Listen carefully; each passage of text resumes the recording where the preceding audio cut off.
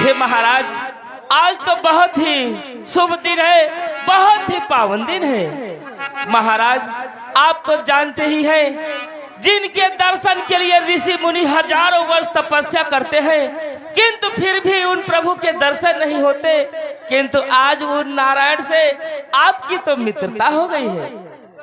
हम सभी लोग बहुत ही प्रसन्न हैं।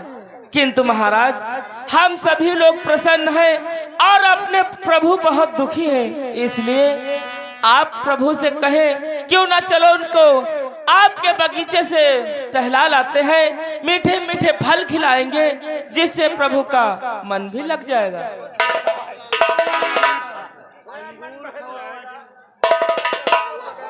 भगवान, चलो हम तुम्हें बगीचे की सैर कराते हैं और वहां पर तुम्हें अच्छे अच्छे फल खिलाते हैं। आ भगवान, कि मिलता है सच्चा सुख केवल, कि मिलता है सच्चा सुख केवल भगवान तुम्हारे चरणों में।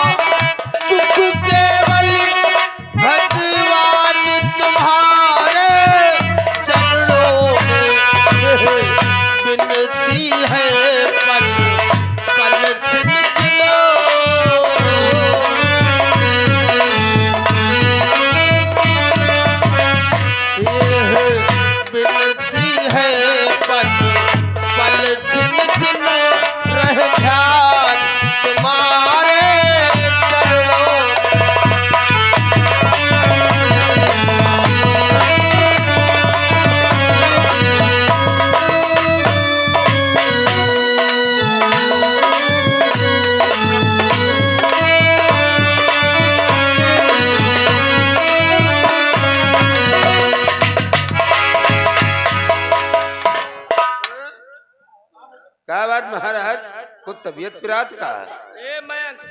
तबीयत खराब होती है, पिराती नहीं। हे सखा सुग्रीव,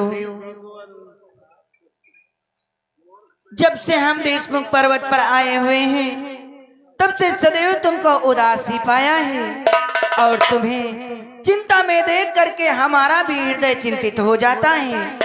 इसलिए हमें बतलाओ कि तुम्हें किस प्रकार की चिंता है।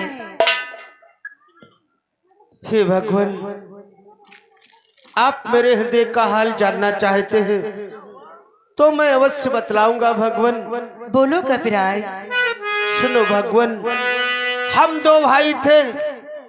हमारे बड़े भाई का नाम बाली था और हमारा नाम सुग्रीव। दोनों में अपार मित्रता थी, अपार प्रेम था। और जानते हो भगवान कि नाथ बाली अरु हम दो भाई,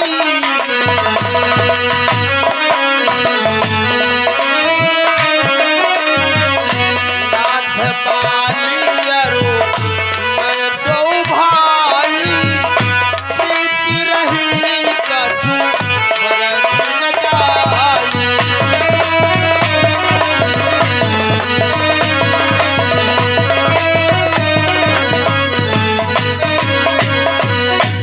भगवान, हम दोनों भाइयों में अपार प्रेम था। एक दिन हम दोनों भाई राज दरबार में ही बैठे थे। अचानक मैदानों ने आकर मेरे भाई बाली को ललकारा। हमारे भाई बाली को ब्रह्मा जी का वरदान प्राप्त था कि जो व्यक्ति हमारे भाई के सम्मुख लड़ने के लिए आएगा, उसका आधा बल हमारे भाई बाली में चला जाएगा। अचानक मैदानों ने आकर मेरे भाई बाली को ललकारा। हमारा भाई बाली उसकी ललकार ना सहन करते हुए उसके पीछे पीछे चल पड़ा। भाई होने के नाते मैं भी चल पड़ा। चलते चलते वो मैदानों एक खोह में घुस गया। हमारा भाई बाली मुझसे कहने लगा कि हे ब्राज सुग्रीव, कि माँ सदिवसो कहाँ रहे वो खरारी।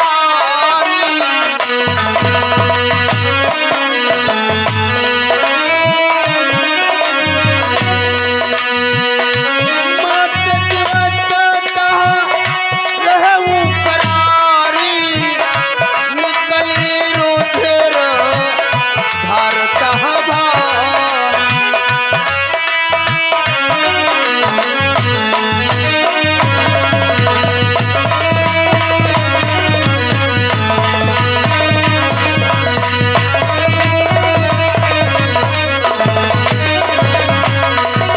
हे भगवान, हम अपने भाई बाली का इंतजार करते करते उस गुफा के मुख पर अचानक मैंने देखा उस गुफा से रुधिर की धारा बह निकली। मैंने सोचा उस मायावी ने मेरे भाई बाली का वध कर दिया। मैंने एक छोटा सा पहाड़ का टुकड़ा उठाकर उस गुफा के मुख पर रखकर और वहां से सीधा पंपापुर में आ गया। यहाँ राजा के बगैर राज्य सुना था। मंत्रियों ने मुझे पंपापुर का राजा बना दिया। कुछ दिन ही व्यतीत हुए, मैंने क्या देखा, हमारा भाई बाली दौड़ता हुआ चला आ रहा है।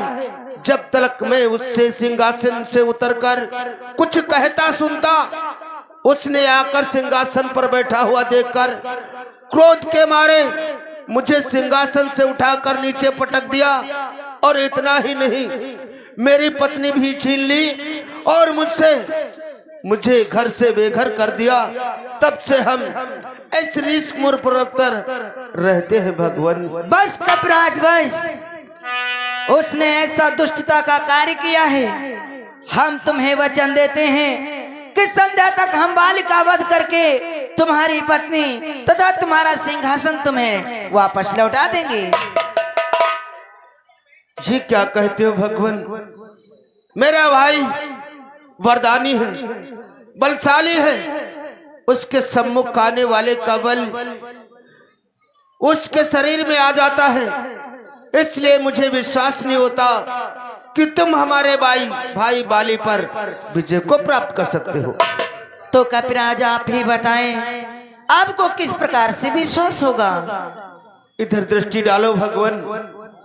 ये 7 ताड़ के पेड़ दिखाई पड़ रहे हैं। जो योद्धा, जो वीर एक ही बाण से इन 7 ताड़ के पेड़ों को एक ही बाण से जमीन पर धराशाही करेगा, वही हमारे भाई बाली पर विजय को प्राप्त कर सकता है। तो ठीक है कपिराज, मैं एक ही बाण से इन 7 ताड़ के वृक्षों को काट गिराता हूँ। हेलो, एक आवश्यक सूचना।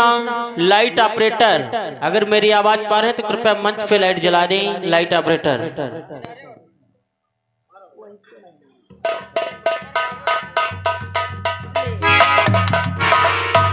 जय श्री राम।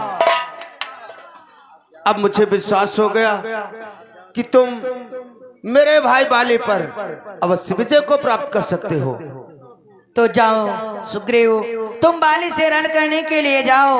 अवसर मिलते ही मैं बाली का वध कर दूंगा। ठीक है भगवान, मेरा प्रणाम स्वीकार। तुम्हारी विजय हो। जय Shri Ram. Hello check, hello. आप हैं श्रीमान